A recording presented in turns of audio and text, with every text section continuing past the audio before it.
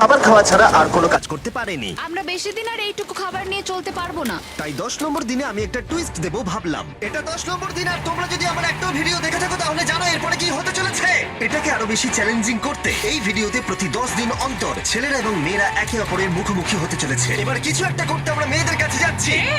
High, এটা day 10। তোমাদের কি মনে হচ্ছে? তুমি আমাদের ভালো খবর দেবে? হতেও পারে। ও আমি চাই তোমরা একজন লিডার বেছে নাও এবং একজন ছেলেকেও সম্ভাব্য উইনার হিসেবে বেছে নাও। ব্রিজে তোমাদের সাথে 1 ঘন্টা পরে দেখা হচ্ছে। এখানেই এই ভিডিওতে আমরা একটা টুইস্ট আনতে চলেছি। আমরা ফিল্টারকে চুজ করবো। দেখা যাক ছেলেরা এখন কি করছে।